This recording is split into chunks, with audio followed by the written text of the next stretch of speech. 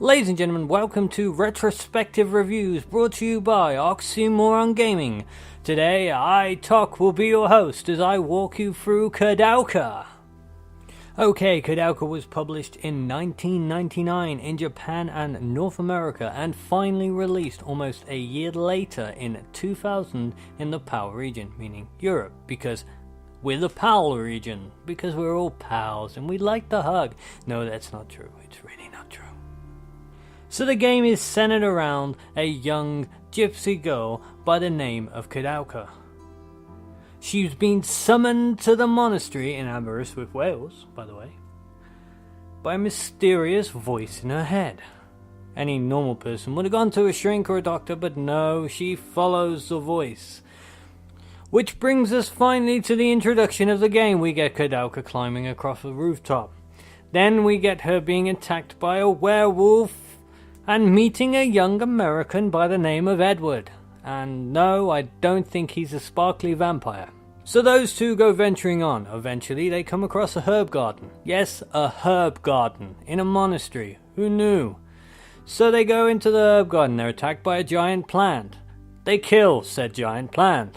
They finally meet a man of the cloth, a man of virtue, James, the guy who's there for a girl. I shit you not. They carry on. This is getting out of hand, I say. They carry on. Eventually they fight another version of themselves, a dark, shadowy version, which I can only assume they probably stole or probably didn't steal from Legend of Zelda, because I can't remember when Ocarina of Time came out, but I'm pretty sure it was about 2001. Anyway, this is a retrospective review of Koudelka. So, Koudelka. This video is really not serious, by the way, guys. Just so you know, this is kind of like me playing around, having a bit of fun. Retrospective review. The game's been out for 15 years. Kind of no point in being serious about the review here, because it's not a serious review.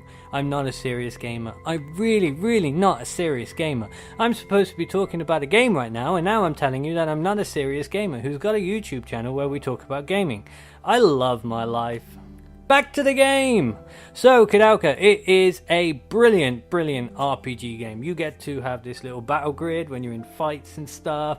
You go up against all these zombies and this corpse bride thingy. And I'm not on about the Tim Burton film, because that's probably one of the worst Tim Burton films. Just saying, and I know my Tim Burton films, seriously.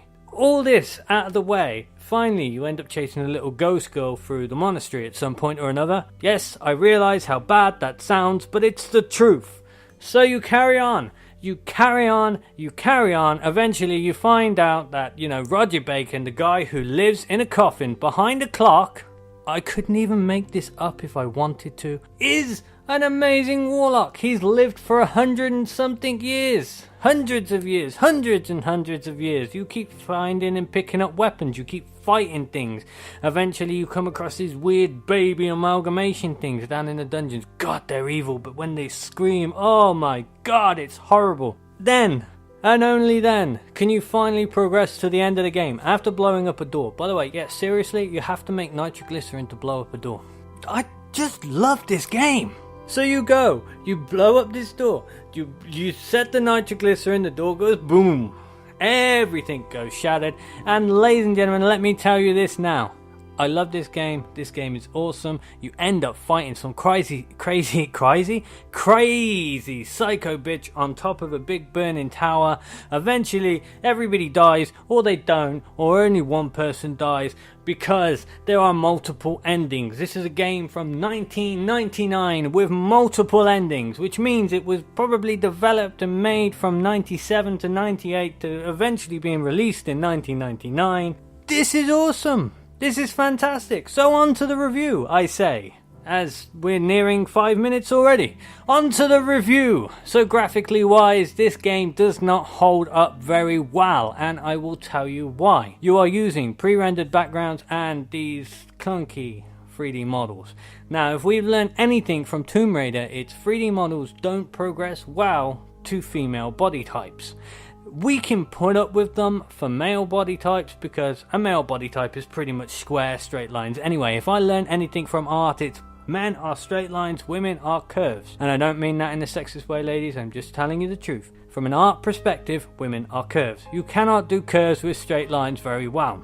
You can, but it's that horrible isometric grid stuff and everything goes mental. Anyway, graphically wise, doesn't hold up well, but is still very much playable. I have played modern games that don't really match up to some of the graphics. The graphics and the cutscenes are okay. Yet again, it's that early sort of FMV cutscene thing going on. It's kind of cool.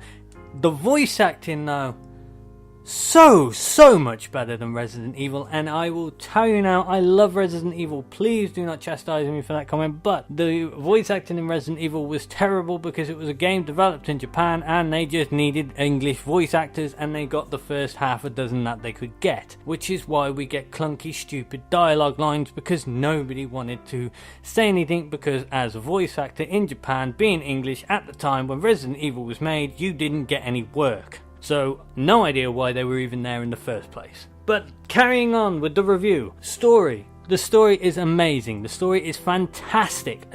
I've never played a game with a story like this one before. I probably will never play a game with a story like this one again. There's so much going on, all these little intricacies, and they're all tied up. There are no loose ends. There's nothing is just left. Everything is tied up. As long as you complete everything, everything is tied up. There's even this big gargoyle thing with this sword that you can get and stuff, and oh my god, there's so much to do. There's little side quests, there's bits you don't have to do. You can do bits so many different ways. It's kind of cool. Like the crazy little ghost girl, you can either settle that peacefully and get an okay thing, or you can kill her. Not sure how you kill a ghost, but apparently the Ghostbusters will let me know later. So you kill the ghost girl, you get something even better, but the battle is so difficult, it's actually more difficult almost than the end boss, because at that time you're going to be quite a low level. So that brings me on to my next point, the battle system. I like the battle system. I am quite a fan of turn-based battle systems, always have been, always will be, because they are an RPG staple. I'm looking at you, Final Fantasy 13, I'm looking at you.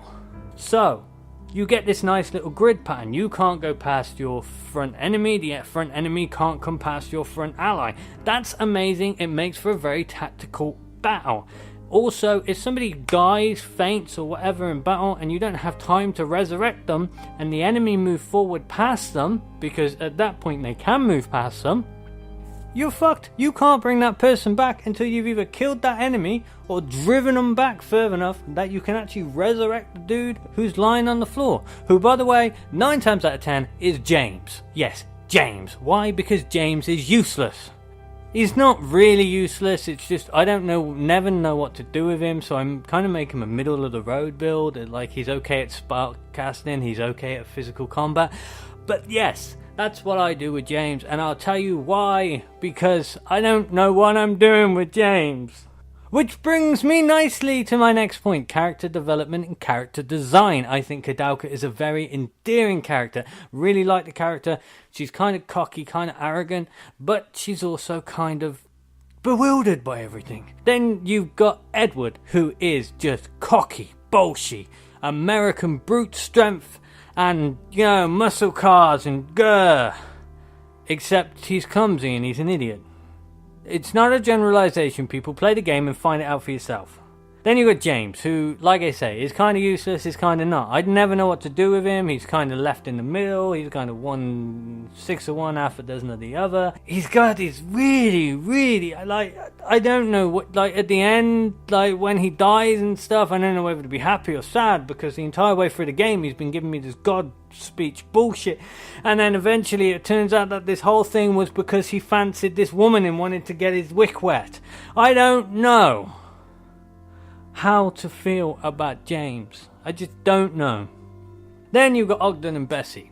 Now, Ogden and Bessie, I haven't actually spoken about. They are the caretakers of the monastery, and they are fucking batshit. They try and poison you in the first act. No word of a lie. Poison you in the first act. And then, and only then, later on in the game, when Koudelka gets separated from the rest of the group, he tries to cut off your head, she shoots him, oh my god, everybody's dying, I'm there, oh, whoa. So yeah, ladies and gentlemen, this game is batshit, it is crazy. Then you've got the little girl, Charlotte, kind of an interesting character. You learn mostly about Charlotte through letters that her mother sent her. but you get to choose whether you give these letters to Charlotte or not. Now, my advice to you, don't be a dick, just give the little girl the letters. I don't want to go around battling little girls. That's kind of out of my thing. If it was a big Amazon woman, fine, that's going to be a challenge. Little girl, not really my thing, okay? And then we come on to probably one of my favourite characters in all of video gaming history, Roger Bacon. Like I said, the man who lives in a coffin behind the clock, the monk, the warlock, the legend, Roger Bacon, who has some of the best lines, and the character design on him is absolutely fantastic. It's kind of like you took a skinny Ethiopian child and mixed it with like a 400-year-old monk. And that's kind of what you get with Roger Bacon, this really skinny, dilapidated, almost corpse-like figure. And you can get his cane, which, by the way, is a pretty badass weapon. So that's the character development, that's the story covered, that's the graphics covered, that's the gameplay covered. Oh no, I didn't really cover the gameplay, so let's cover the gameplay real quick. Gameplay is a little bit clunky, kind of controls a little bit like Resident Evil in the non-battle bits.